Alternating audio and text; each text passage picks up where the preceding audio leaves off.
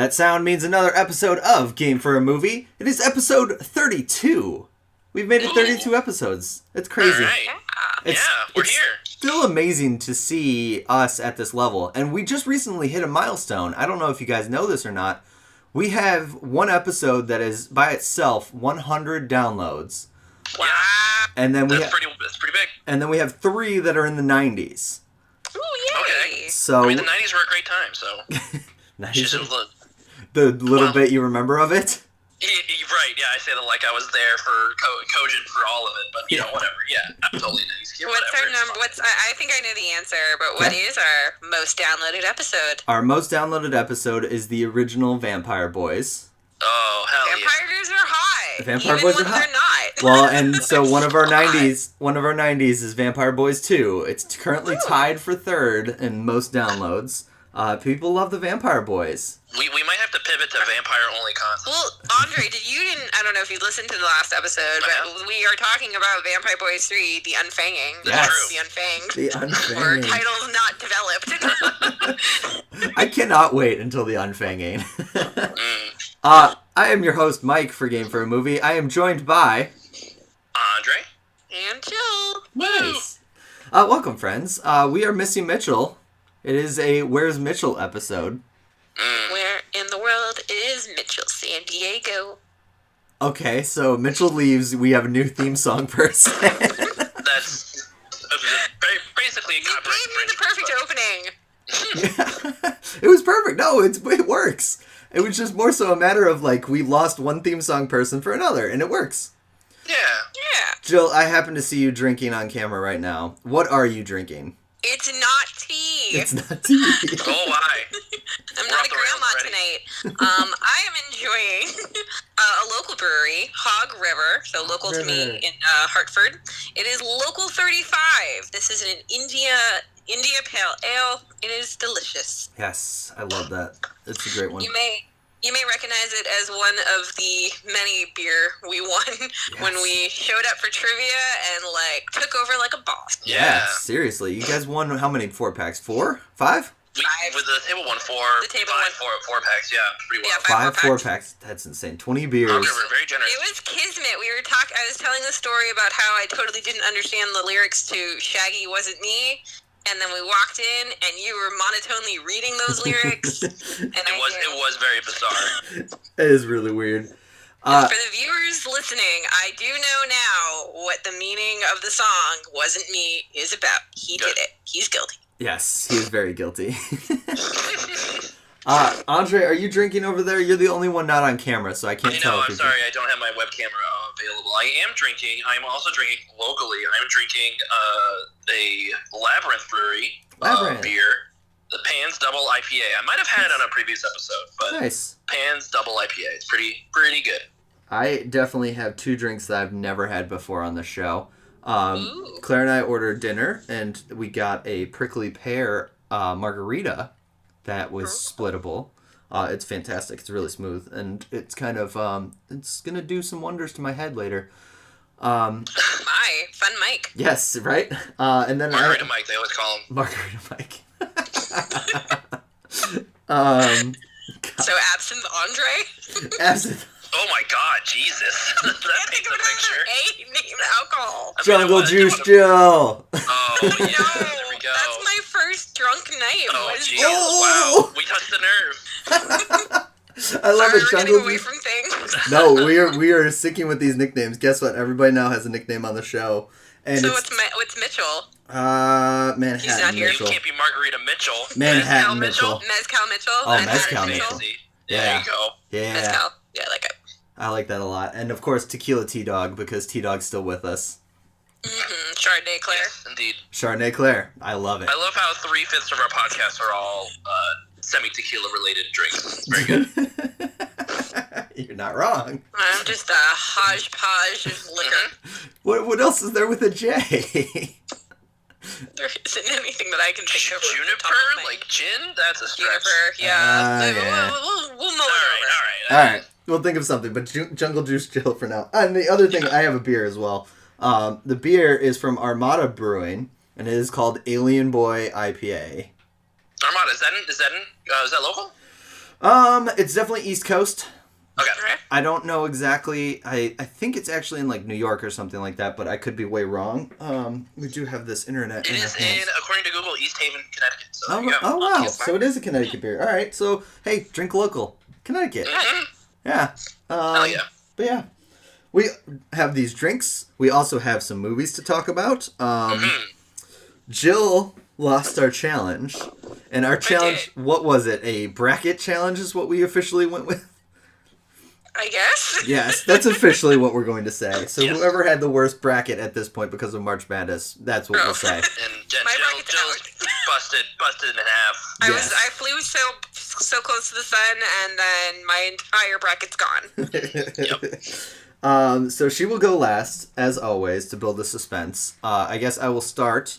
I had you guys vote because I had watched 2, and the other one is going to be used for hashtag Cash or Trash later in the show. You guys chose Boss Level, which is a Hulu original movie. It stars Frank Grillo, and it is... Huh? Who? Frank Grillo? Question mark? Yeah, Frank Grillo. So he was Crossbones in the Marvel universe. So. Yeah, he's the guy that Cap beats up in the elevator. Oh, that guy! Yep. I know him by the character's name. Which starts with a P. Crossbones. Crossbones. Yes, Crossbones. I'll shout it out later. I recognize his face now. I'm also wait. All right, so now I gotta pull it up because Frank Grillo's been in other stuff, of course. So Frank. Rumlow. Yes. Yeah, Rumlow. Brock Rumlow. Got it. Not okay. a P. Yes. Yes. He was in The Purge, Anarchy. That's one that's like classic. Yes, I've watched it a bunch actually. No, I have not seen a single Purge movie. I have no idea how good they are. I've been to the Halloween Horror Nights Purge themed house. So it was fun. So I like the Purge movies. I'm not going to suggest them. You know what I mean? Sure. You know, a guilty pleasure, if you will. Guilty pleasure, yeah. They're enjoyable. The first Purge, I don't know. Well, we're getting way off track. He's only in the second and third Purge movies.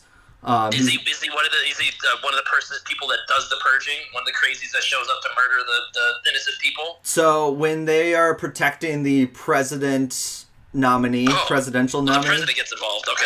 Yes. Oh yeah. So basically, to go way off on a tangent, this presidential nominee finds herself among the people on Purge night, and Frank Grillo is her bodyguard.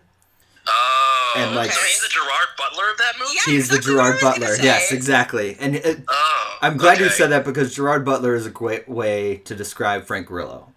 Yeah. Okay. He's a decent actor. He's a Gerard Butler type. You're right. Yeah, he's a decent actor, but he's just going to get action movie after action movie just because he's that like kick-ass looking guy. So Frank Grillo in this movie is stuck in a time loop, and he needs to figure out why. And in this time loop, he gets murdered every single day by a hit squad of assassins. This is boss level, right? Yes, this is boss level. Yes, this is the boss level.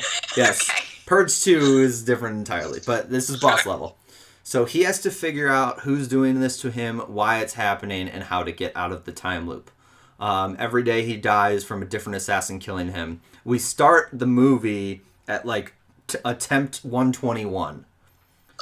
So he's been through this a lot. And it starts even with him waking up to a guy wielding a machete trying to kill him while he sleeps. And he like perfectly dodges it, and then there's a helicopter that comes in and like fires all these bullets. And then we get to the story, and he's like, I need to get there before this bus. And he doesn't get there before the bus. His bus clips his car, and he gets like thrown from the car into the bus and dies. And then it goes attempt 122, and like, you know, it's all over again. Basically so how far do you want me to spoil this? Because it is brand new. It is something you can watch on Hulu. Okay, well, I guess this kind of spoils your thoughts, but would you recommend watching it? I guess that's really it, right? Like, would you recommend people go see this? You're not getting anything you shouldn't expect on this movie. Okay. So this is Happy Death Day with testosterone. Yeah. So would you lose a lot from a plot from spoilers? How about that? Is there a twist? There is a twist. Okay, well, let's not spoil the twist then. Yeah, we'll not spoil the twist. But basically, I mean, like, I can tell you who else is in this movie, and you can kind of figure out who's going to be the good guy, who's going to be the bad guy. Okay, I like that. Naomi Watts is in it. Okay. The recognize that name. Guy who played Curly in the Three Stooges movie, because I'm not bothering to learn his name. I think it's Will Sasso, but I'm not bothering to learn it. Oh, the new. Okay, got it. The new Three Stooges movie. Yes. I have the face. Yes. Stooges movie. Okay, 2012. It's not good. Relatively new. Yeah. Yeah, new compared to the black and white shorts. Right. This is when I was not paying attention to cinema. Mm-hmm. Yes, it was. I forgot this. It was not good. It's something you should block out. Who could forget the 2012 adaptation of Three Stooges? Such a classic. Is it really 2012, by the way? It is 2012. It's got a 51% on Rotten Tomatoes for those at home who are wondering. And the problem is, it is just forgettable. It's just one of those comedies that just falls in that realm. It's not so bad it's good. It's not so good it's bad. It just is forgettable. But I will never forget the fact that this man played Curly, and I can't learn his actual name, so I just call him the man who played Curly in the Three Stooges movie. Fair enough. Excellent. I'm sure he's very happy about that. Yes. Hey, dude that played Curly in the Three Stooges movie, come at me. And then there's Mel Gibson. And heard of him? Yeah, and then who else? I gotta pull up Rising actor. Michelle Yeoh. Okay. Yeah, Ken Jeong's in this. Ken Jeong's in it. Yep. Okay. All right. Okay. Two good actors right there. It's a decent cast list. Just because you like recognize everybody, even the people that are like minor, you recognize. You've seen them in something. So he just needs to get to the bottom of why he's in this time loop and why the assassins are after him. There's a couple funny scenes that I think were good takes on it. So, for example, there's a part where like he gets so frustrated with his last attempt, and so like the machete guy, he has like this choreographed dance with kind of in the beginning where he just kind of avoids him, kicks him in the middle of the room, and the helicopter just firing bullets takes care of him. And so he doesn't usually kill him himself. But he's so frustrated with his last attempt that he just like wakes up and just like grabs a machete and just starts chopping the guy. And then he like, after he comes down from his stupor, he walks into the room and just kind of is sitting there like, oh my God, this is the worst day. And then he realizes, fuck the helicopter. And he just gets shot with 1,000,000 bullets per second. And then it's like attempt number 124, like it just goes. Okay. And so there's those kind of moments that are pretty funny. There's a part where he realizes there's a tracker in his teeth because he's trying to figure out how these assassins keep finding him. And it's taken this long. And so he pulls out all of his teeth trying to find it. Oh, God. And it's no. It's not a scene where they make you sit through it. But there's a part where he like looks at this guy and he smiles at him and you see like half his teeth are gone. Oh, nice. Okay, it's just like, it's a jump cut. Okay, got it. Exactly. I mean, there's a part where he does take out a tooth and it's a little excruciating. But sure, but this isn't Saw. It isn't Saw. No, it's not. It's not gratuitous torture porn. Torture porn. Yeah, it's not torture porn. Overall, I would say 3.25 out of 5 assassins. Okay. Sure. Like you're getting you know what you're getting. It's not overthinking. Like the plot's not particularly smart.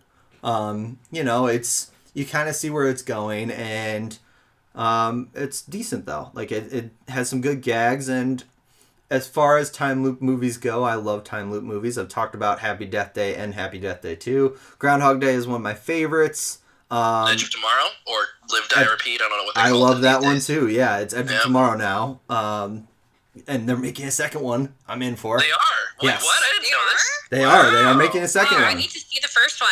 Yes, the first one is really let's good. fix that show. We can watch. Oh, we yes, can watch please. it tomorrow. Yes. very good. Yeah, there's a second one coming, and I don't know what the plot's going to be or anything like that. I just know the actors signed on, and there's a script written. Sweet! I don't know if they've even begun filming. Maybe they have. I thought it was supposed to come out 2022, maybe. Oh God, I just read the title on Wikipedia.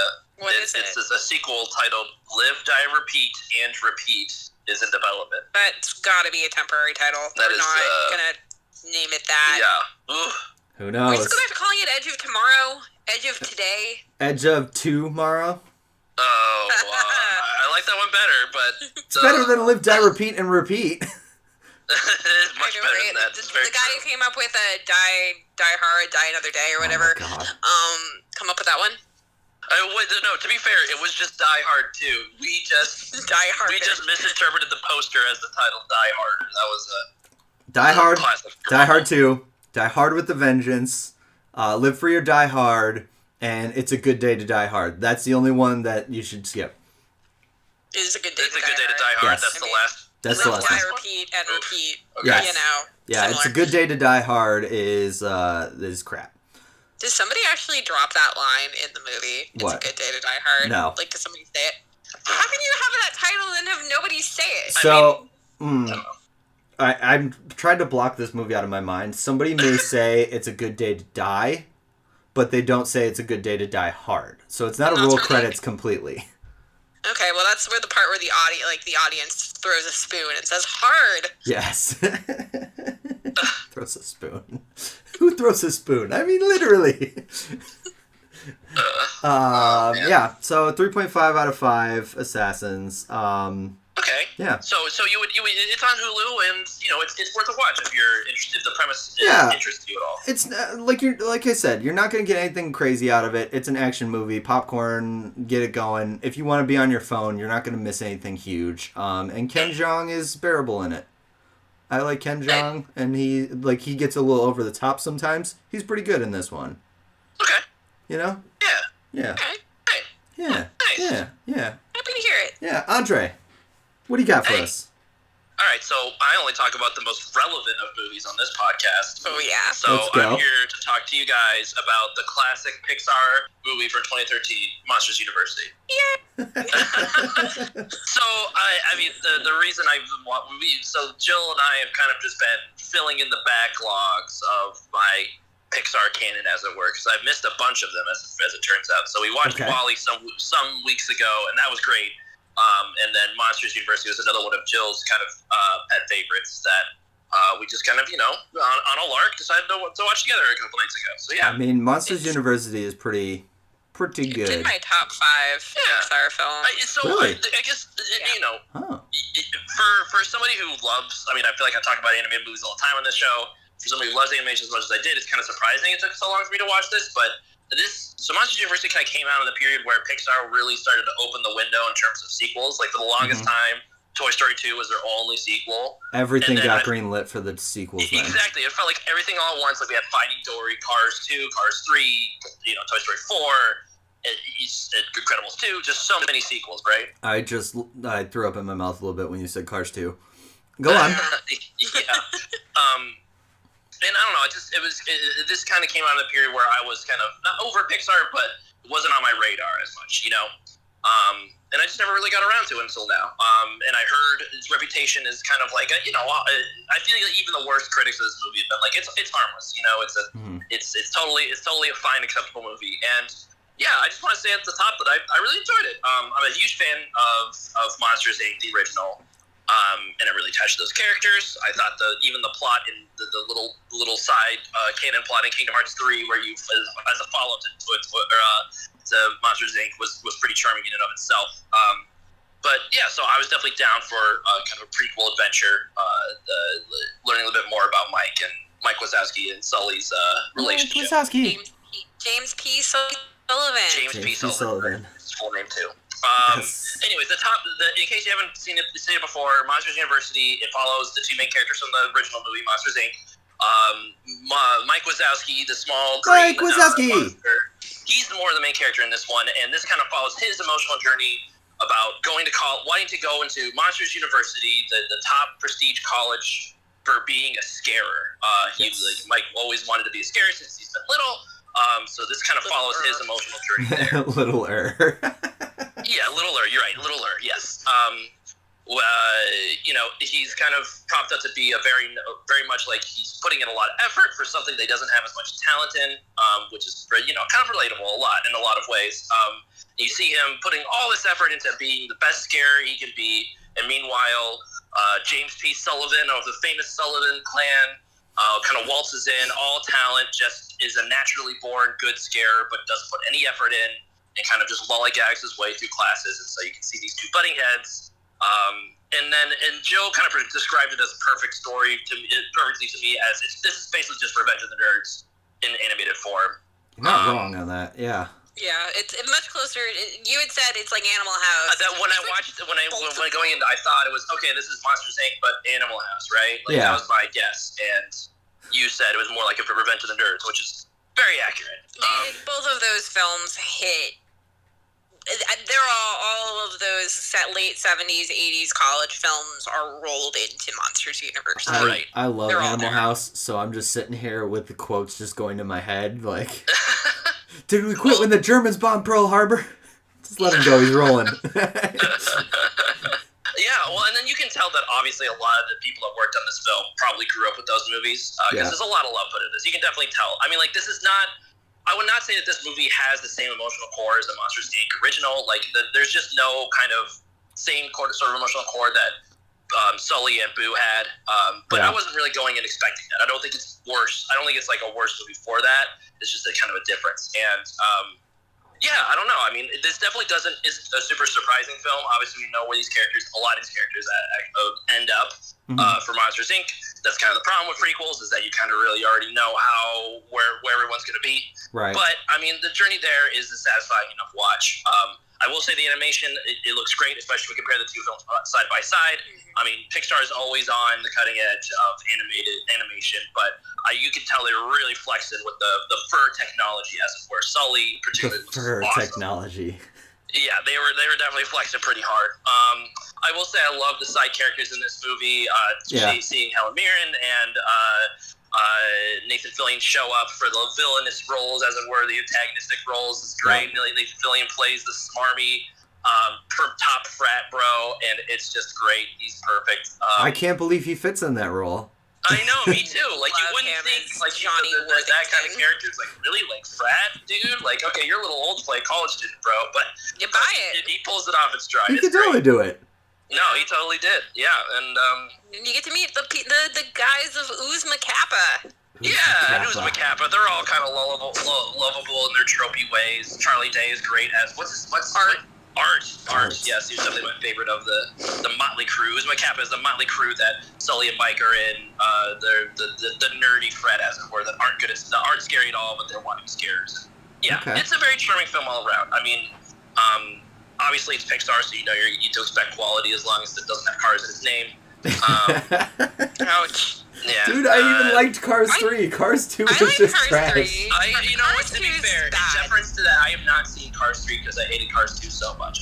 Cars 1 was fine. I have not seen Cars 3. Cars 3 hit in a way I did not think it was going to hit me. Okay. And I was like, all right, you know what? Is this my favorite Pixar film? Absolutely not. But this is better than Good Dinosaur and definitely better than Brave. Yeah, it's good enough.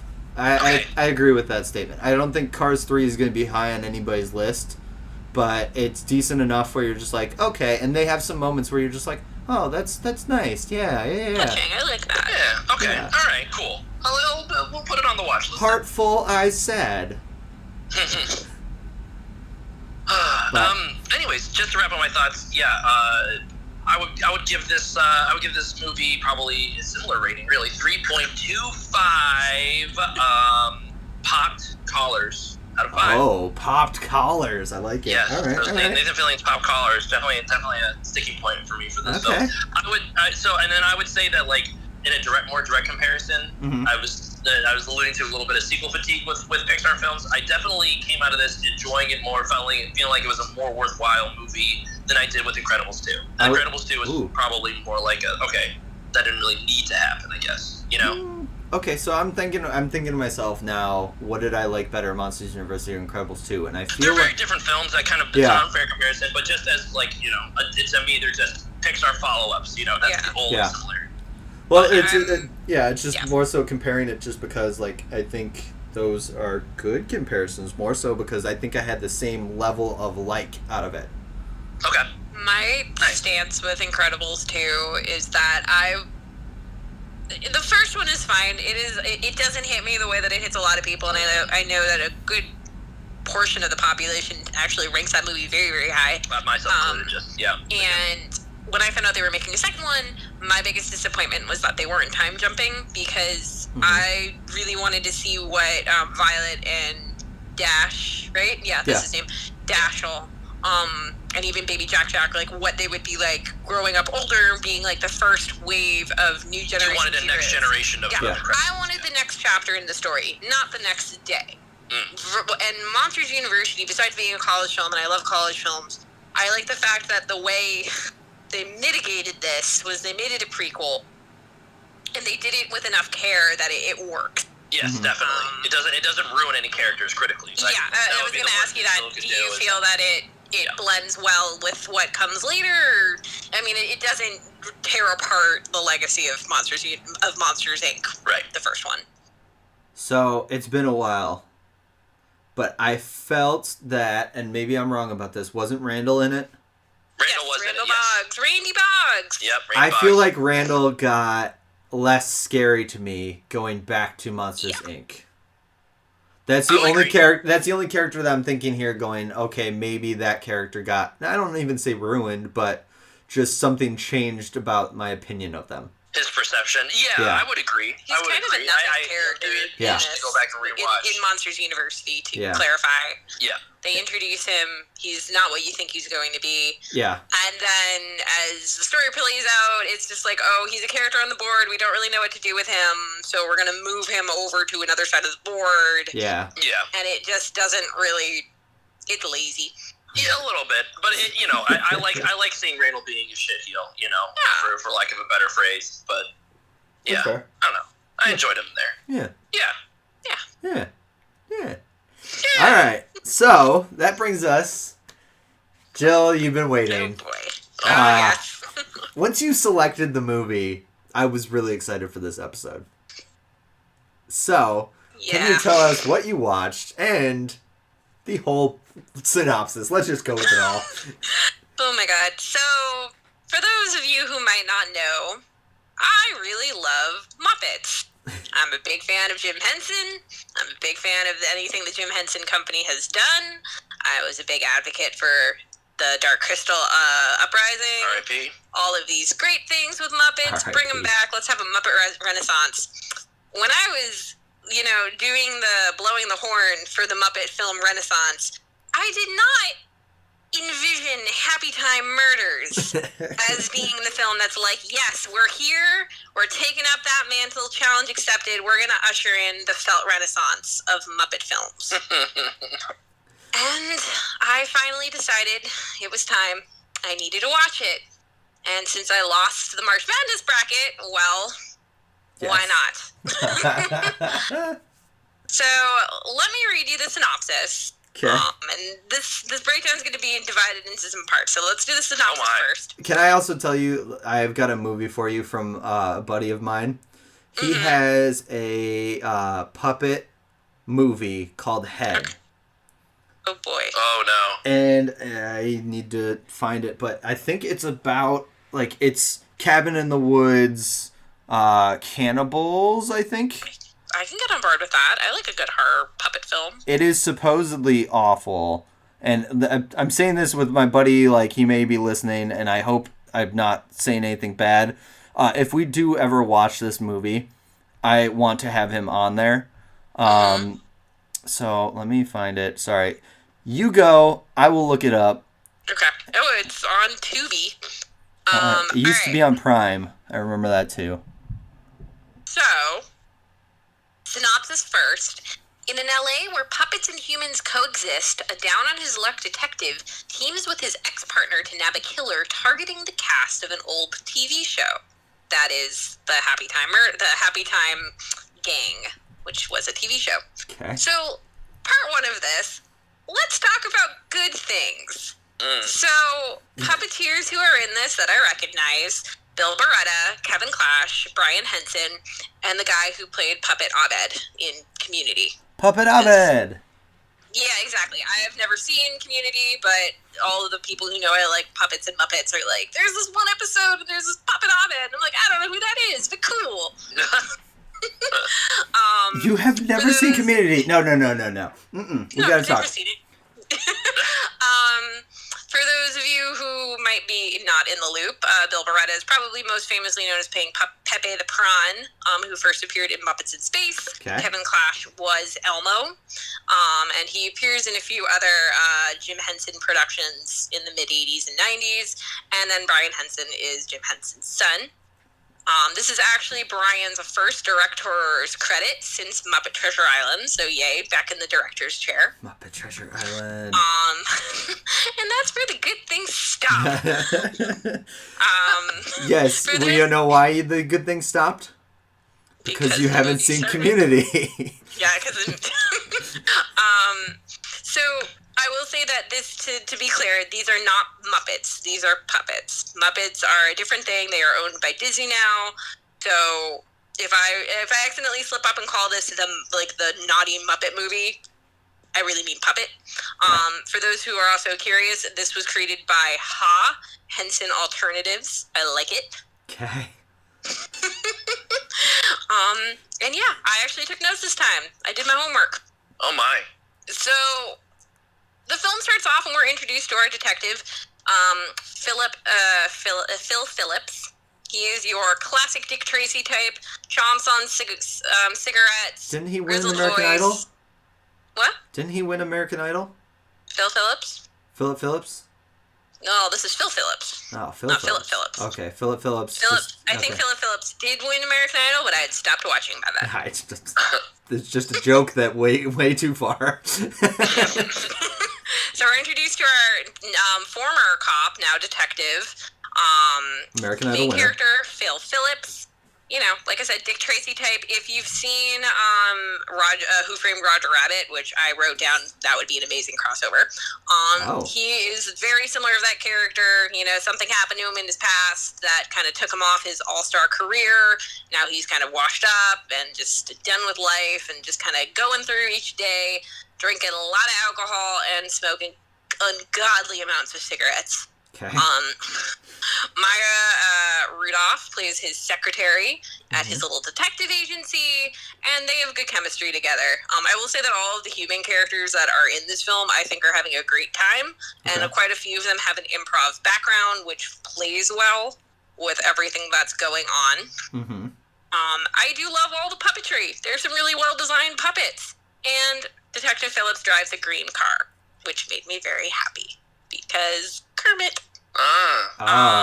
Okay. And as we're setting up the world, it becomes rapidly clear that this is just not a world where puppets and humans exist. This is a world where puppets were once puppets, but have now gained sentience and are living in the world a la Bright. Like I'm just imagining it like treat the event like the blip, like the sentience happening. You know what I mean? Like they don't have a name for it. They never refer to like the awakening. The awakening. That's right. It's just creepy knowing that knowing that the characters know that there was a time when puppets were puppets, and now they're treated as I feel like I think I like that actually. I think it's very silly. It's weird. I don't like it. So if you build a puppet in this world, does it just immediately come to life, or does it like take time? Or maybe it has to reach puberty, maybe years after creation. All right, so puppets age. They do age. Right. They've established that. Okay.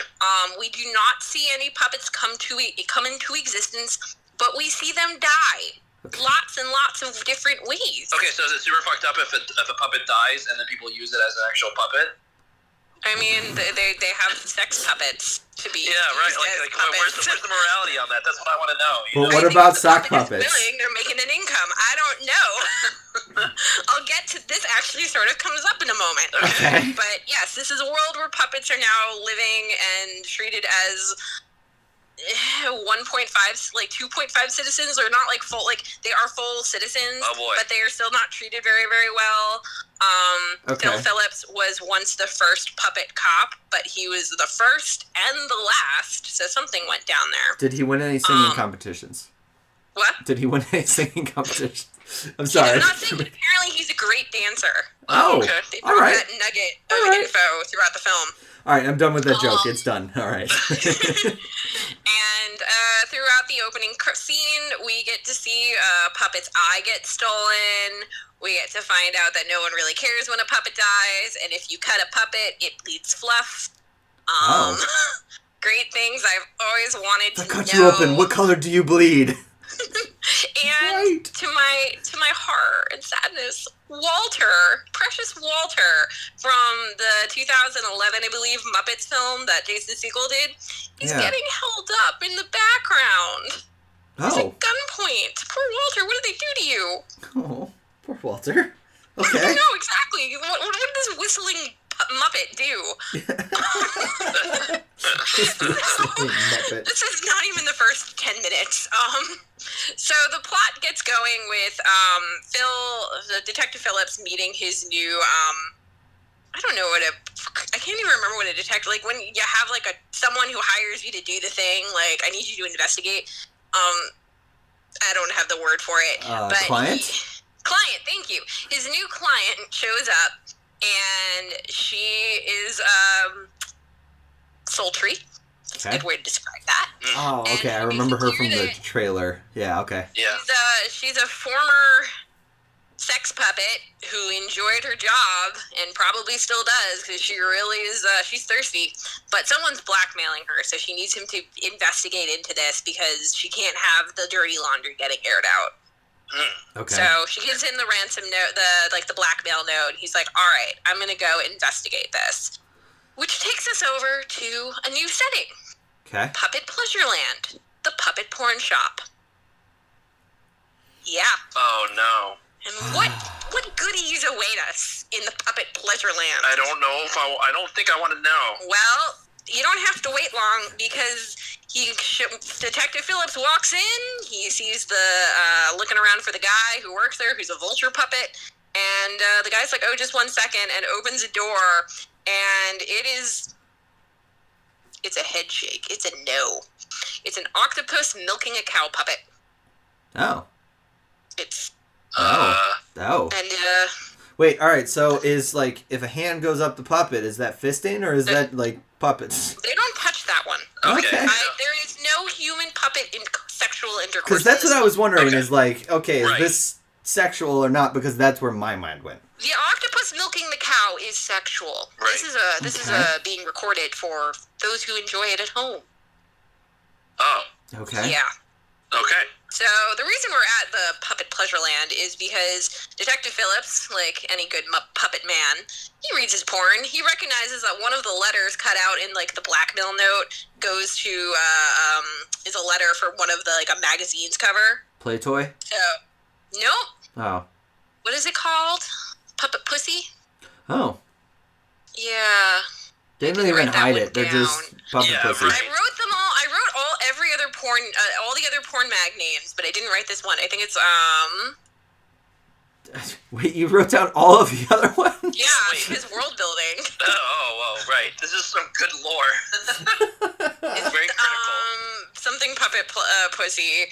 I can't remember what it is, but that's you know. Then they say the name twice, just in case you missed it. Oh.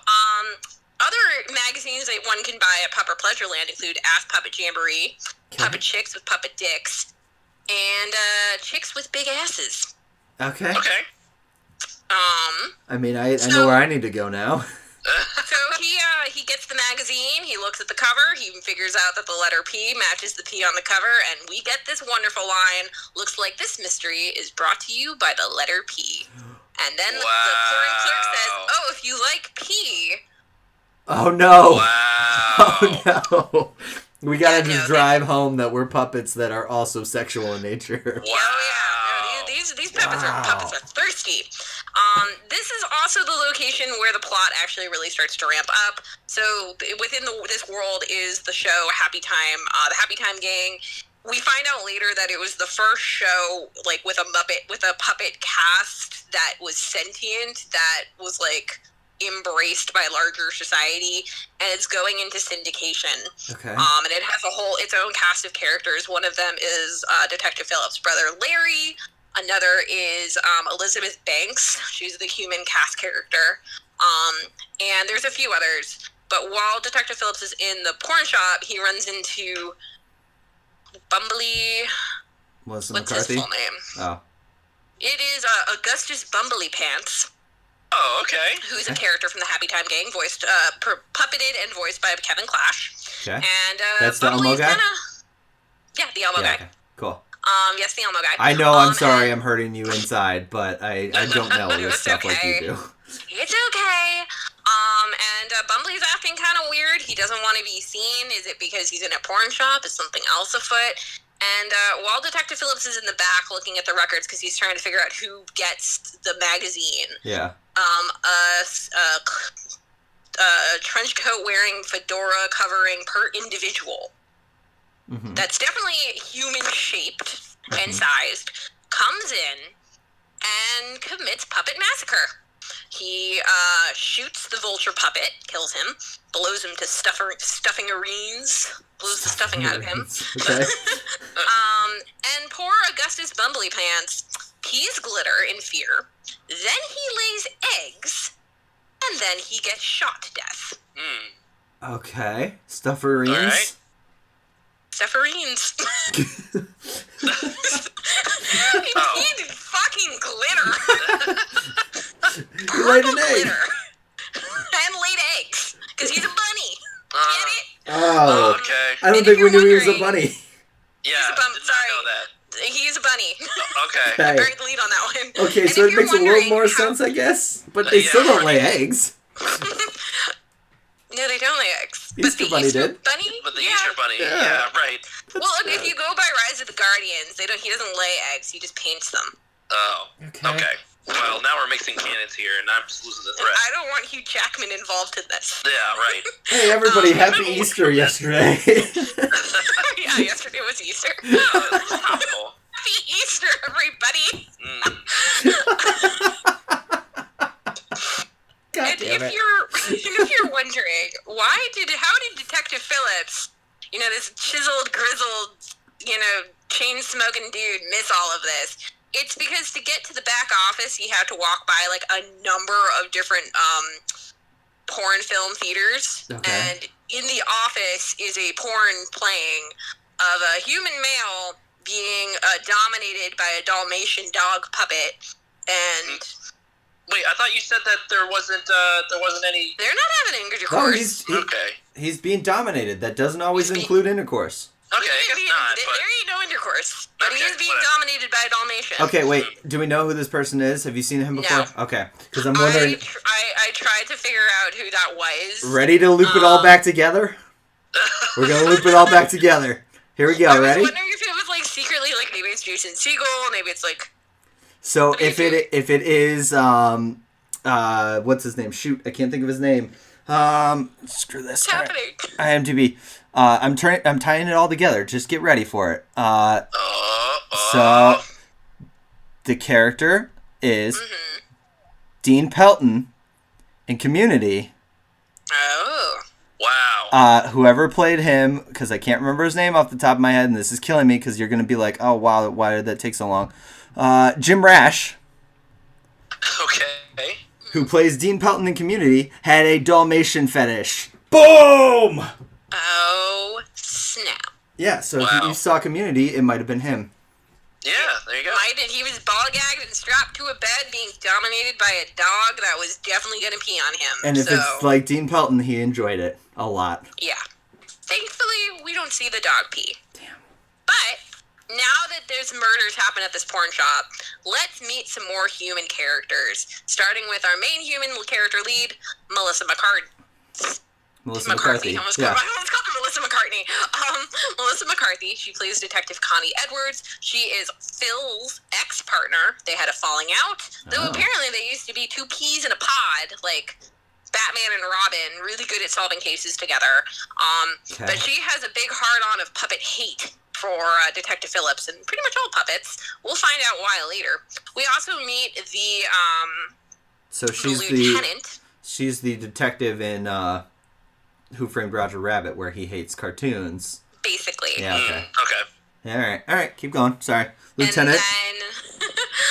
And then we also meet their lieutenant, who is played by Leslie David Baker, who, if you are a fan of The Office, it's Stanley! Oh, Stanley! And it's just so refreshing to see Stanley, / Leslie.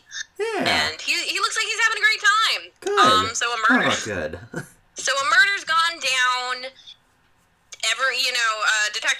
Detective Edwards, Melissa, she's automatically saying, like, I think we can figure out who the perpetrator was, looking at you, ex-Detective Phillips.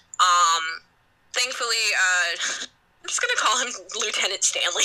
Lieutenant Stanley is like, no, we're actually going to try and figure out what this case is. You two are going to have to work together like grown adults, which shockingly takes a while, because they really hate each other, so we get to enjoy some wonderful comedic scenes of them hating each other so much that they get into physical altercations that include her biting ex-Detective Phillips's dick.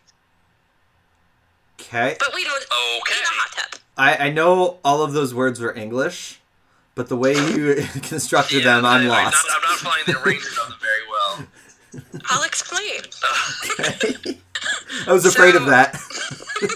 So they are paired up to figure out, like, to kind of do some investigating as to, like, what happened at the pawn shop. Was this a hit? Was this a robbery? Except it's quickly shown it's not a robbery because they left all the cash. Right. We know that Augustus Bumbly Pants was a character on the Happytime Gang. Okay. So maybe there's a connection there. It's about to go into syndication. As I mentioned earlier, ex-Detective Phillips, his brother Larry was also on the Happytime Gang. Oh. And Larry's changed a bit in the years since it was on TV. He got a nose job. He bleached his felt to be less blue. Okay. And he had, like, a stitching tuck to be more handsome. Okay. Very interesting things that you can do to a puppet. You paused on bleaching weird, and I thought we were going a whole different direction. Yeah. Well, in the movie, it's treated weirdly. Okay. Yeah. Well. Like, yeah. Yeah. Okay. And I understand the coding there. So, they're all sad about Bumbly Pants dying. Mm-hmm. But, because of the syndication happening, they're all about to get a really big financial payout. And the way that contracts are written up is that if they don't have any spouses or heirs, their share gets spread amongst the remaining cast members. Okay. So. Oh, okay. All right. Yeah. So that kind of starts the wheels in motion. Yeah. And then the next murder victim is ex-Detective Phillips' brother, Larry. He gets killed he gets ripped apart by dogs. Okay. Real dogs, not puppet dogs. Oh my god. He gets ripped apart by puppet dogs. Okay. While his hot tub girlfriend is out of the hot tub making margaritas. Oh. So she can't hear it until it's too late. Because she's got the... All right. Because the blender's going and Larry's getting ripped apart. It's a great time. Oh, God. Margaritas, yay! Yep. So while this is, happening, we get a little more backstory on ex-Detective Phillips and Detective Edwards' relationship. They used to be really close. We get to see footage of them having, like, partying with the Happytime Gang. So you see that there was... What? Was Best Friend playing? People, let me tell you about my... No. Oh, all right. I may need to edit this out now because we might owe money. No! So we see that they were close at one point, like, good friends, not, like, romantically. Yeah. So Larry is dead. Phillips is angry. Detective Edwards shows up making funny jokes before realizing that it's Larry, which is what leads to them getting into fisticuffs in a hot tub. And, like, he bites her boob, so she, like, wrestles him down and tries to drown him, and then he, like, turns the tables on her. So she, like, manages to, like, pull him like a towel, and that's how she bites his puppet dick. Oh. Oh. I cannot demonstrate, and I will not. Yeah, please don't. I'm sitting in the room next to you. Please don't. I've never been so happy that we're an audio-only podcast. Yeah. So this is when Lieutenant Stanley is like, you guys need to knock it off and grow a pair and figure this stuff out. Get it done. I would grow a pair, but she bit it. You know what? It clearly didn't leave like a lasting problem for ex-Detective Phillips. So now there's a murder. There's multiple murders, which means there's somebody out there looking to whack off the Happytime gang. Things are getting real. So we move now to a new setting, Skittle Row, the stuffing ghetto, to meet another character from the Happytime gang, because now they're going to interview all of them to kind of figure out what's going on. Okay. This character is also played by Kevin Clash. His character is named Lyle. Even though, as I said, he's a member of the Happytime gang. Cool. And now he's a drug lord. And this is the part of the movie where I find out for puppets and Melissa McCarthy. McCarthy? Sorry, it's like Paul. And for Melissa McCarthy's character, that puppets snort sugar because it's like ecstasy. Oh. And we get to see her snort some sugar. What? And she likes it. Wait, so puppets are like, they have the same biological response to sugar that we do to cocaine? Is that what they're trying to... Ecstasy. I'm sorry, ecstasy. I think it's supposed to be like well, can you snort? Maybe it is cocaine. I've never done either. Just whatever. They establish it as a hard drug. It's an upper, I can tell you that. We are very clean people here at Game for a Movie. Right. Here, let me sip my alcohol while I talk about this. Yeah, right, yeah. Right, we only do downers here. Yeah. So she goes on a sugar bender. It's a rave. Lyle gets whacked off, as in killed. Oh, okay. I was like, not clear. Wait, did you say whack? This movie ruins my brain. Lyle dies. So is there an octopus and cows involved, or what? Wait, no. Not in the sugar bender. Okay. They don't come back, thank God. I also don't think they were killed in the porn. I think they survived the porn shop massacre. Okay. The Porn Shop Massacre. So more characters of the Happytime gang are dead. That really only leaves Elizabeth Banks' character. We'll get to her in a moment. We don't really know who's murdering the cast of the show. We're not really sure what the deal was with the client who showed up in Detective Phillips' office at the beginning of the film. But don't worry, because in the next scene, she's coming back. And like I said, she's thirsty. And this is where, for anyone who saw maybe the Red Band trailer, where the gratuitous puppet sex happens. Yeah. Excellent. Yeah. I did, and I saw this trailer, and it was like, oh, I should see this. And then I never did, and I'm so glad I didn't. My note for this is just the letter U. Okay. Lots of them. Brought to you by the letter U. Yeah, brought to you by the letter yuck. I don't know what this part was for. I understand that Jim Henson really resented the fact that a lot of people did not think that Muppets could be serious. They had to be for kids. Which is why something like Avenue Q, which has not aged really well, was so revolutionary when it came out in the early 2000s, because it really showed that puppets or Muppets could be used in adult entertainment tastefully. Yes, I agree. Well, this is not tasteful. Somewhat tasteful. Somewhat. You know what? I didn't like crank collars, so this was not made for me. But I don't know who this was made for. What, crank collars, crank anchors? Yeah, crank anchors. Oh, okay. No, I was trying to understand the reference. Sorry. Yeah. Yeah, crank anchors. I didn't watch that. Okay. But I just don't know who this scene was for, other than the fact that they could do it, so they did do it. And if anyone has seen Food Fight, the ending orgy is more tasteful than this. Oh. You know what that ending Food Fight orgy has? It has meatloaf. Because it would be, no. It's a song. I know. I do anything, I would do anything for love. Oh, we're going to owe so much money after this episode. I think we're using just enough of the song that it falls under fair use. It's under 15 seconds, I think. So, and we're singing this versus actually playing we're out not playing loud. the audio. Yeah, okay. We're good. We're good. So, epic puppet sex happens. You know what? Epic? To the film's credit, I mean, it's epic because it's long, and it's notable that, clothes don't, actually come off. I don't see I don't see puppet tits in this movie. Okay, puppet sex scenes, Team America World Police versus this. What is... I've never actually seen, I don't like a marionette tree. Okay. To be particular. We're getting into a lot of things here. Okay. I've never seen, whatever that project. Team America World Police?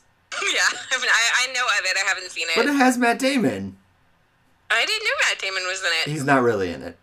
Okay. There's a puppet of Matt Damon that just says, Matt Damon. And it's hysterical. All right, keep going. Sorry, I'm distracted. Yeah, so epic puppet sex happens with the client lady who showed up earlier. This is also about the time where we finally get to hear all of the backstory about why Detective Edwards and ex-Detective Phillips hate each other. Basically, 20 years ago, there was a robbery. There was a culprit who was getting away, who took her hostage. Detective Phillips had to take a shot. He did, but he missed. He missed so badly that his bullet hit an innocent bystander puppet, killing him in front of his daughter. Oh. And Melissa has just never forgiven him, and that's why ex-Detective Phillips is the last puppet cop. Okay. There's that backstory. So, at this point, I've talked a while. I'll just wrap it. I'll pick it up towards the end. Okay. So we still don't really understand what's going. Who's killing all the puppets. We meet Elizabeth Banks' character. Like I said, she was the only human actress on the Happytime gang. She's also a former flame of Detective Phillips. She claims she's innocent, and then she gets killed in a fireball explosion when she gets into her car and dies. So, yay! That was great. Okay. As all of this is starting to happen, Detective Phillips is slowly starting to get framed for all of the murders because he happens to be around them or connected to them. So he gets taken in, and they have a star witness. And it's this horny client girl from the beginning. Whose name is, and I should have said it earlier, Sandra White. Okay. Played by someone who I don't recognize. Dorian Davies. So yeah, Sandra White is there. She's like, yep, I saw him do it. He has he's a hard on for murder. He wants to kill them all because then he'll get the money. Ha ha ha ha ha. And this is the time in the movie where I got to see some puppet pussy. Oh. Yep. Yeah.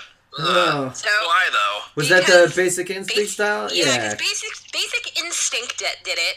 And at this point, the film had not dropped enough breadcrumbs to help you figure out who might be the actual murderer. So they found a way. Like life. They found a way. Oh, no. And that is by, her sultrily uncrossing her legs, showing full bush and clit, and then recrossing, and Detective Edwards saying, I guess the carpet doesn't match the drapes. Wow. Oh my god. Yeah. So, questions, comments, concerns? Well, so I know on a previous episode, we wondered how much dick made it rated R versus NC-17. So how much pussy makes it rated R versus NC-17? I mean, this one clearly, it's less than 30 seconds. Okay. Let's find out how to become NC-17. This is definitely not the best way to do this. Probably not. LA Times will tell me from 1993. They haven't changed the rules since 1993, right? Wow. Sure they haven't. I don't know if I can multitask this. We need Mitchell, even though I'm the librarian, we need Mitchell's investigative skills. I would, Andre, ask your questions, because this is... Yeah, buy some time. Yeah. No, well, I'm sorry. Now I'm down this rabbit hole, and I'm searching it too. NC-17 versus R is not the greatest search, but, whatever. Right, so according to The Hollywood Reporter, at least with regards to actually having, sex, in a post, in a thing titled, so how many thrusts get you an NC-17 rating? Wow. 3 to 4 seconds. Okay. You can get away with it, but if it lingers for 30 to 40 seconds, then you're in NC-17 territory. They're kind of like they're applying let's apply those rules to Puppet Pussy. We're less than 30 seconds. Okay. Less than 3 to 4 seconds. Yeah. Sure. However long it takes for her to uncross and cross her legs, probably basic instant style. Okay. Exactly. Okay. All right. I'm a little mad I went down this rabbit hole, but I was curious. So all of this culminates with, now clearly the client is like onto something. Yeah. So Melissa and Maya Rudolph go to her house, and they, it's a very fake looking home. So they find a hidden door in the wall. They open it up, and the Sandra White's evil plan is revealed, and it turns out that she was the daughter of the dad who Detective Phillips accidentally shot 20 years back. Oh. And all of this has been a revenge quest. So in the name of revenge, hooray! Vengeance. So unfortunately, Maya Rudolph's character is a bit of a moron and clicks the tape recorder that says "play me," and the whole room bursts into flames. So bye-bye evidence. There it is. Yep. And then I zoned out for a little bit. Is your notes just say fugue state or something like that? I entered a fugue state. And I commented that, damn, this movie likes smoking way too much because they're puppets. Yeah. They can. And it ultimately culminates with Sandra White revealing her identity.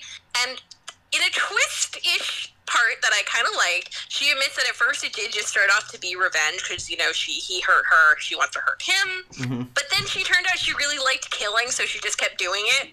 I'm like, oh, she discovers she's a psycho. I like that. A comment I wrote. And the finale is she's trying to get away on a plane. She takes Detective Edwards / Melissa hostage. So ex-detective Phillips has to take the shot. Okay. And do you think he chokes this time? No. Yeah, no, he hits her right in the head. She's dead. Not Melissa, the puppet. Oh, I was just going to say, yeah, he definitely choked and she's dead. No. We also find out that her hair is dyed. It's not actually red. It's purple. So the carpet does match the drapes. Okay. Yeah, we find that out. And I'm glad they left no stone unturned. Yeah, right. Yeah, no stone really was left unturned right there. And the movie comes to a nice, uproarious ending with a sing-along a la most Muppet-y or Muppet-themed, puppet-themed things. And you know what? This movie sucks. My final note was 20 minutes too long. What was Elizabeth Banks doing here? She should have just... She's not actually dead. Spoiler. She was in on it, sort of. Okay. She's maybe married. This is in the fugue state part that I entered. I missed the part where Elizabeth Banks is actually not dead and working with Sandra and also secretly married to her, because then if Elizabeth Banks dies, Sandra White will then inherit all the shares from the Happytime gang because she's the actual spouse of the last living member. So it's not a stupid idea, but it's really convoluted, and at this point, I don't care. And it was a waste of Elizabeth Banks. However, next time a trivia question comes up on name an Elizabeth Banks movie, I've got one. She's great. I gotta imagine that comes up a lot. Yeah. I would imagine that all the people who worked on this film had a really, really great time. I'm not, gonna say that they made a mistake, but I can see why this movie tanked. Okay. This movie's budget was $40 to $47 million. It raked in $27.5 million. That's too much. Ouch. So now it lives on Netflix for the world to watch. Yeah. Oh wow. Okay, Andre, did you have questions before we get to a rating? Okay. I guess. You're happy you didn't watch this with me. Yes, I'm very happy. That's not a question, though. That's just a known fact. I feel like you can see from your summary. So, how was the puppetry in this one? It was really good. Okay. Yeah, was it well done? Embracing green. So it's similar to how they did the Dark Crystal Uprising. They are embracing green screen technology. So the most common way that they're doing it is that they'll have the puppet itself will be they'll have long poles. And then the puppeteer will be standing behind them either at full height or at half height, manipulating the arms and potentially the legs. So they're dressed up in the green screen gimp suit. The poles are covered in the green screen material. So they're no longer doing the at least for certain shots, they're not doing the thing where they would build like the stage raised, and then the characters would be under the stage with their arms sticking up. They're not doing that anymore, or at least not for like for some of the movie they are, but not the whole film. So it was good, and the designs are really, really good. They made a cow puppet milk. Yeah, I mean, I guess that's impressive. They did that in a way. And they gave a puppet a pussy. Yep, they did that with a very, very large clitoris. Great. Okay. Very happy to know that. I feel like great mental image I have. All right, I think we're going to rating now. Yeah, more rating. It's a Mitchell Zero because they made a movie, but like there's so many little asterisks and footnotes I want to put onto that because it's like, yes, Brian, make more movies. I like the concept of entertainment, Henson alternatives. Yeah. Okay. I love that idea.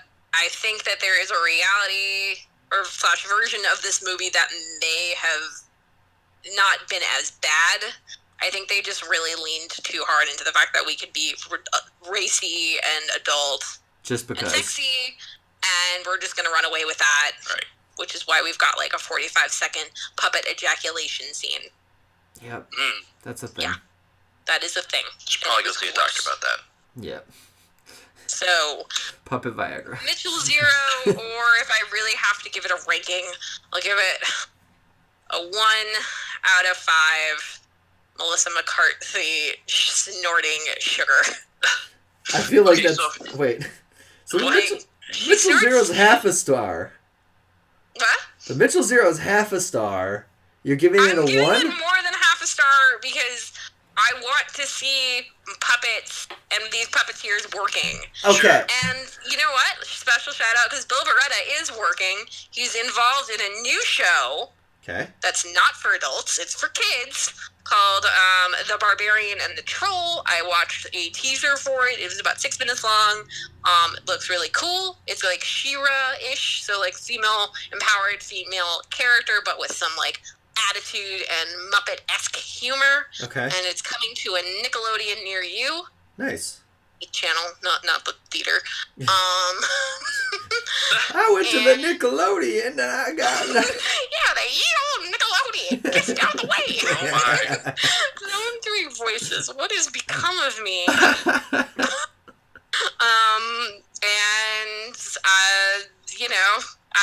I support this. It was great to see Kevin Clash be in things again. But this movie is just bad. Okay. All right. Well, unfortunate. Yeah. That's very unfortunate. I'm sorry for like the 40-minute. Oh no, we're good. I feel like I wanted a journey on that one. Yeah, I think that was more so we were interested in that and we're distracted along the way. I have a crazy mental picture of this movie. Some other things that I wrote just while doing this was like, I guess there was this part where somebody was eating some pie because I wrote the words "Now I want pie." Okay. And I guess I really liked, I liked Phil Phillips because I wrote 4 times, Phil is likable. The main character is likable. I like this puppet. All right. Okay. Speaking of things we like, we have a commercial from our friends at Dad's on Dayquil, and we love them. The Gnome, the Dome, and the Stoned take you into their show, Dad's on Dayquil. We'll be back after this. In a world filled with COVID and chaos, 3 dads bring to you a riot of entertainment every hump day. Hump day! We are Jordan, a.k.a. the Gnome. Josh, a.k.a. the Dome. AJ, a.k.a. the Stoned. And together, we're Dads on Dayquil. Between the 3 of us, we have 10 kids. That we know about! We're talking about you, Johnny Six. Sit down, turn up the volume, and crack a cold one as we bring you a glimpse into our dad lives. We break down our weekly events with our dad stories and tons of shout-outs. Dad Corner! We bring you dad games. We also cover music, movies, and all things entertainment. Hell, We even bring you the Stone Safe House for off-the-wall references. Heyo! So come check us out on your favorite podcast platform, even if you prefer certain platforms that we don't. Yeah, we're talking about you, Google Podcasts. Meow. Dad's out. That was promo from our friends, Dads on Dayquil. If you're not checking them out, why aren't you? Check them out, of course, after listening to the rest of us. So we moved now to our newest segment. It's called Hashtag Cash or Trash. If you've got a Cash or Trash suggestion for us, tag us on Twitter at Game for a Movie P1. Hashtag Cash or Trash. Tell us what you think we should do for Cash or Trash. Anything recent that is on streaming services, because everybody's still stuck inside for the most part for right now. Although we're really close to a fully vaccinated podcast, which is great. Yeah. Really close. So I will start us off. The other thing that I had watched that is on Netflix, it's called Bad Trip. It's Little Ray, it's Eric Andre, and Tiffany Haddish. Eric Andre and Little Ray steal Tiffany Haddish's car. Tiffany is supposed to be a just got out of prison and is the sister to Little Ray. Eric meets up with, and obviously these are all character names and stuff like that. They have real character names, but I'm just giving you the actors right now. Yeah, right. Eric Andre, yeah. Eric Andre meets up with his high school crush, and she's like, if you're ever in New York, so he decides to drive with Lil Ray from Miami to New York to talk to her. Along the way, it's hidden camera, like antics, pranks, that kind of stuff.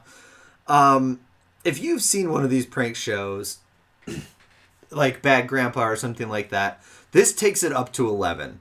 Like, there is a part where they literally get their dicks together in a Chinese finger trap, and they walk into places with their dicks out in this Chinese finger trap. Like, it is not meant to be something that's like, I don't know, it's not supposed to be for kids for sure, but it's not supposed to be like your tame pranks. There's a part where Eric Andre loses all his clothes and is just naked in front of a guy.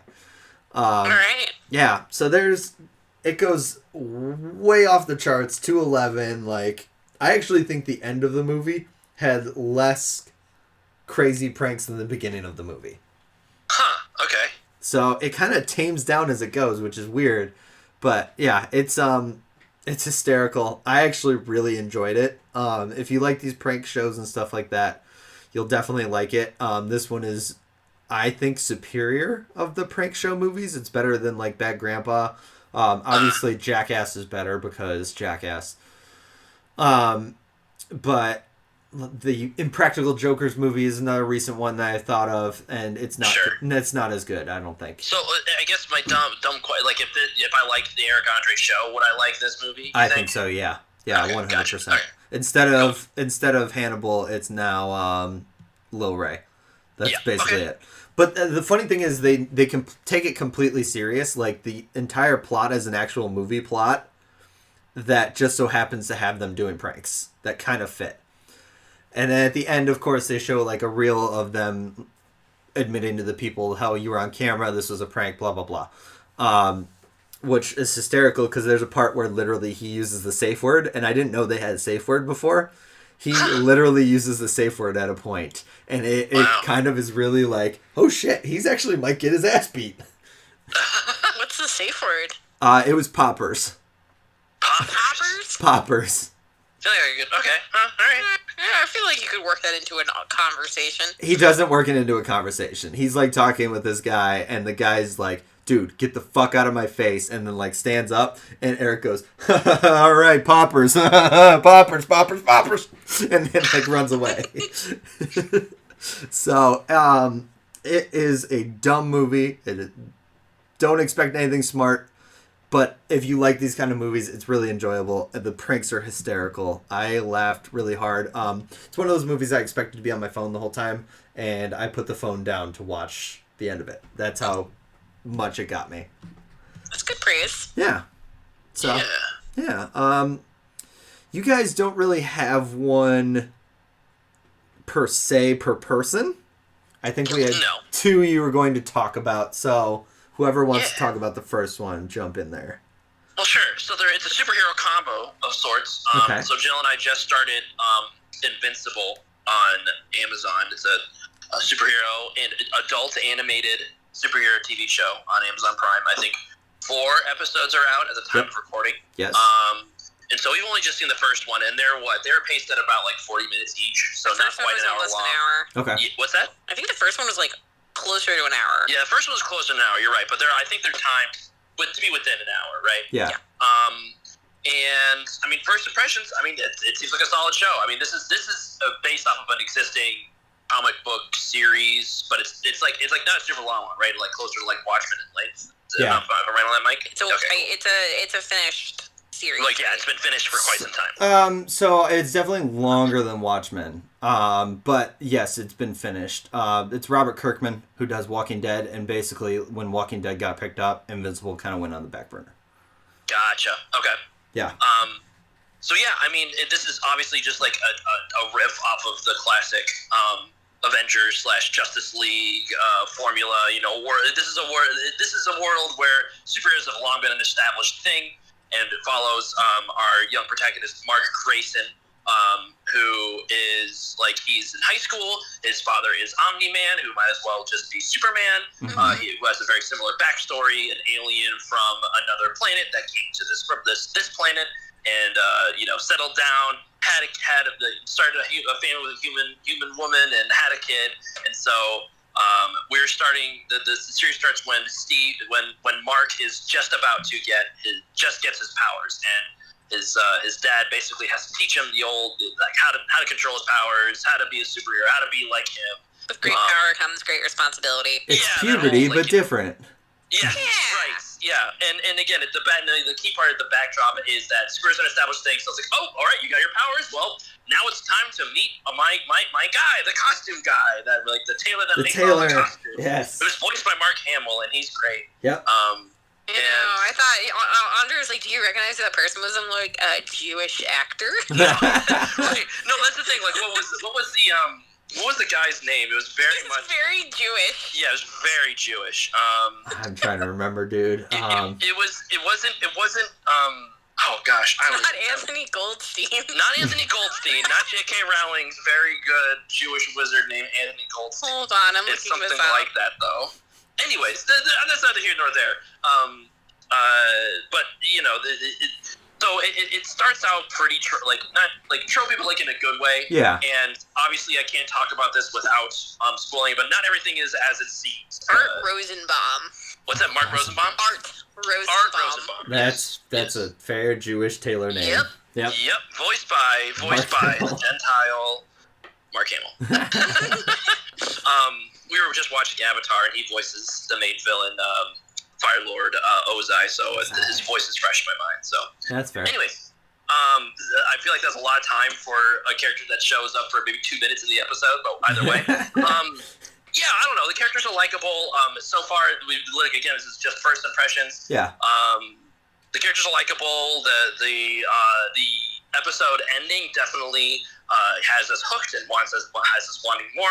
Yep. We can't really say more on that, but all I can say is that it's an enthusiastic, hey, check this out. It seems very interesting.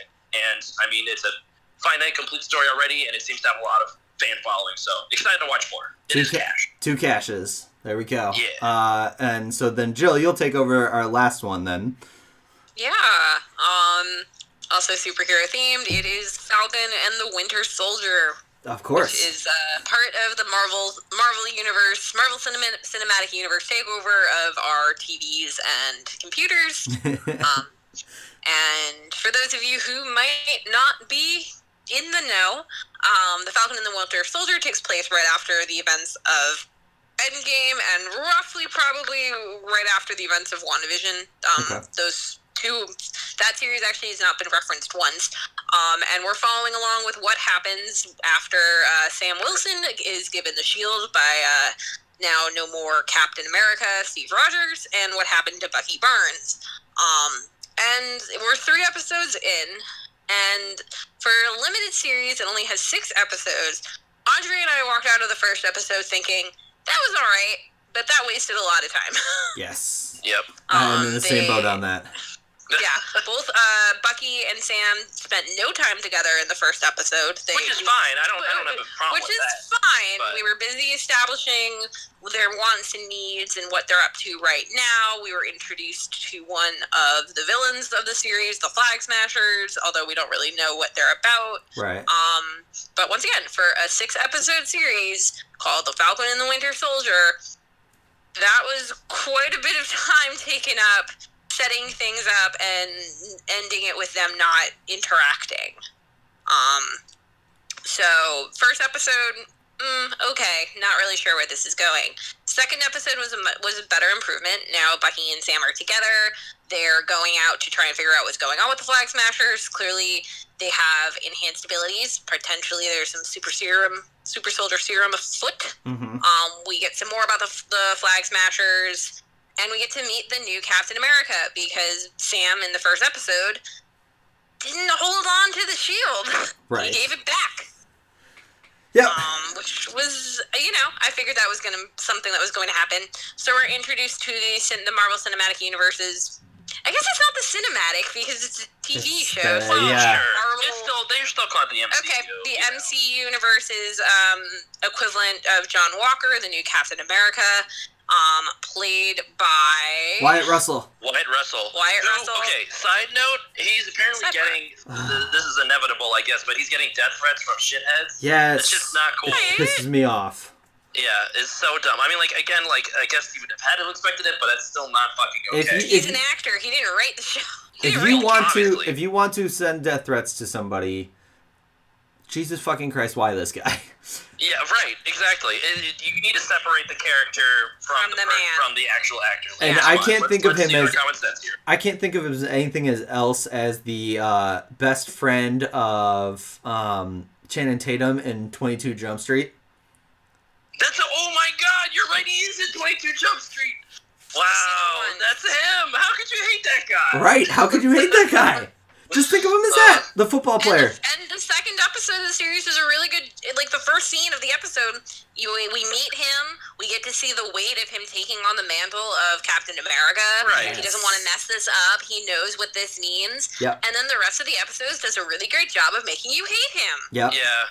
They did it really. He's really great in that he's definitely believable as that douchebag guy that peaked in high school. You know what I mean? Like definitely got that vibe. I'm like, yeah, I went to high school with 3 of these guys. Me too. Yeah.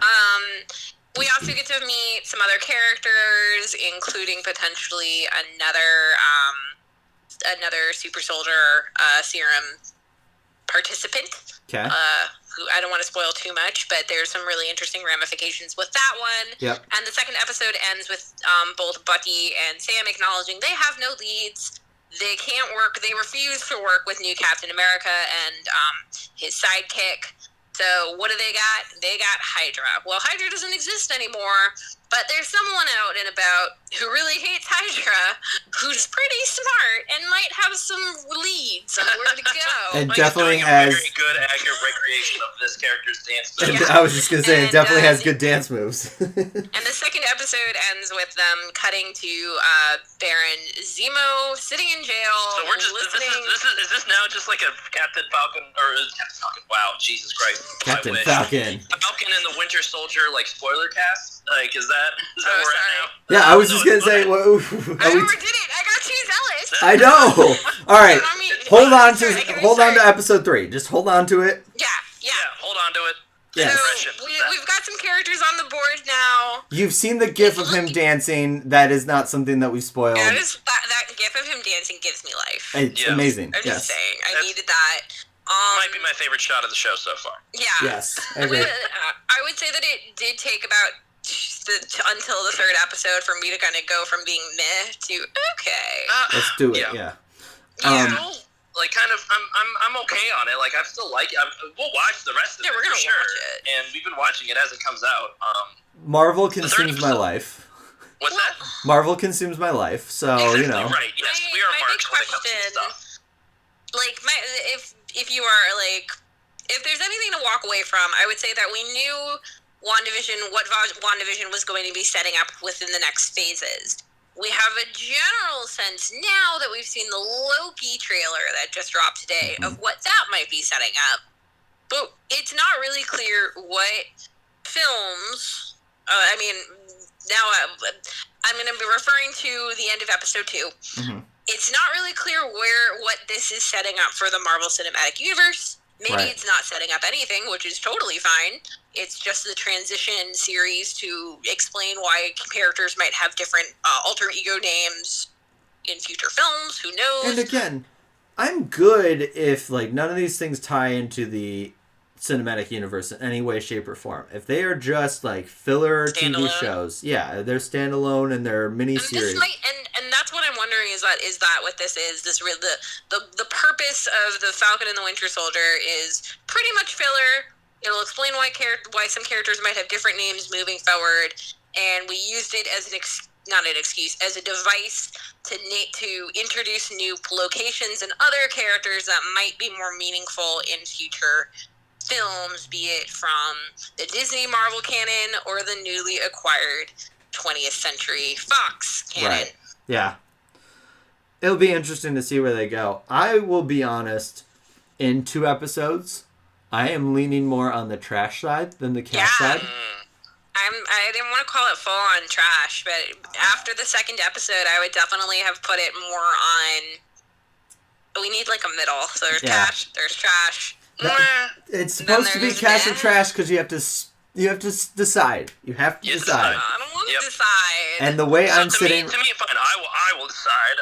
To me, right now, the series is too well executed for me not to call it cash. Okay. That being said, it's definitely not as cash as I feel like I'm breaking the rules. They're not as cash as WandaVision. I'm not nearly as focused as it was WandaVision. So I will sit.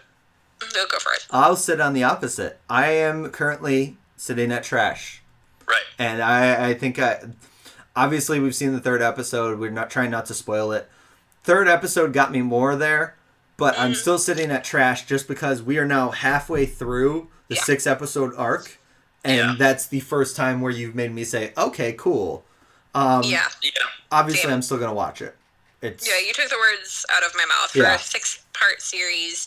The fact that it only took until the 3rd episode to really be all right, interesting. And even then, the 3rd episode is by no means perfect. There are still some pretty big things where it's okay, we're moving into episode 4, and I'm still drawing blanks on some of these things. Yep. How long are the next 3 episodes going to be? Right. Because my attention span, this is a TV series. You can't ask me to sit here for a 90-minute episode 5 and another 90-minute episode 6 and think I'm going to walk away from it being wow, that was worth it. Yeah, I agree with that 100%.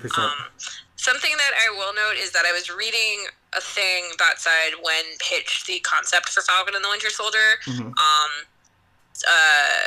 Anthony Mackie was really hesitant because he was concerned that it wouldn't transition well, and he didn't want to be part of the first Marvel thing to fail. And I really, I don't think this is going to fail. I think the numbers are already in its favor. I think the show, problems aside, is filmed really well. I think that the mystery and the story is going to pay off, hopefully, knock on wood. But it is an interesting thing. Is this where the bloat and the glass ceiling finally starts to come into focus? I don't think that's going to happen. We're still. Well, go for it, Mike. Sorry. Oh no, I was just gonna say, and I've seen Outside the Wire, so obviously Anthony Mackie doesn't care that much about being in a thing that sucks. And again, please, this is nothing against Anthony Mackie because I actually think he was really great in it, but being really great in something that sucks still sucks. Yep. I found out also that Anthony Mackie loves the Golden Girls. Oh, and that really touches my heart a bit. He met Betty White, and apparently she was like, if I was 40 years younger. Oh my. Yes. I will ship those two, young Betty White and Anthony Mackie. Oh, yeah. Oh, what a pair. Yeah, I'm in.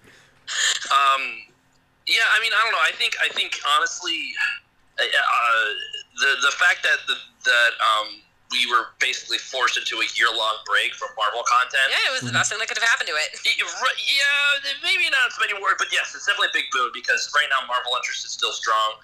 Like, if this was coming out, 6 months after, Endgame or something like that, maybe it would have been okay, I don't need to watch this right now. But like right now, like WandaVision was fresh enough. It was a fun watch. It was fun to jump back into the Marvel Cinematic Universe. And so I'm still enjoying my time again after a year break from it. Right. Yeah. So I think this is still going to do well enough. Right. Yeah. Yeah, I agree. Yeah. I think at this point they would need a Fan 4-stick level disaster. Which is not. This is totally. It's not even close. This absolutely is not that. And to be fair, I think unless Feige has a stroke and loses his mind and greenlights something on Fan 4-stick proportions, then there's more than that being a problem. Yeah. Like this. I think they have enough of a plan now. Yeah, exactly. I was watching a thing on YouTube that was talking about Zack Snyder's Justice League, which is a conversation for a different day. But they were making a really good point that DC's cinematic universe was in the lap of one guy, that's his vision, versus Marvel, which originally was going to be Joss Whedon's thing, and then Joss got burnt out and backed out, and that really opened up the gates to let's have somebody up at the top, a Kevin Feige, kind of do the broad strokes, and then bring in all of these different directors to fill them in with their own take and personality and color. Give this the tapestry that is the MCU character versus dark and drab and monotone. Which is why we have now Patty Jenkins' Wonder Woman or Shazam or something like that. And even Aquaman. Even Aquaman, yeah. Oh, James Wan's Aquaman. But, yeah, that's great. Where was I going with this? With regards to like the Marvel, like I really feel that because it's so well, they have they've got a great guy at the helm. And I'm sure he's already thought about his successor and what that's going to look like. I think they have a giant binder of the next 20 years of Marvel planned. All right, we are sitting at an hour 46 before I cut it down. So I really need to go. I love talking with you guys, so I didn't want to like cut it short or anything like that. You can cut short my accidental summary of Falcon and the Winter Soldier. Okay, we're good for right now. You went for it. We're good for right now. Go for it. And there's a lot of things you can cut from my puppet disaster film. Nothing's being touched of that besides the one part. No, but thank you guys very much. I've been your host, Mike, for Game for a Movie. I've been joined by Andre and Jill. Thank you guys for listening to Game for a Movie, where we ask, are you game for a movie? We'll see you next time. Bye. Bye.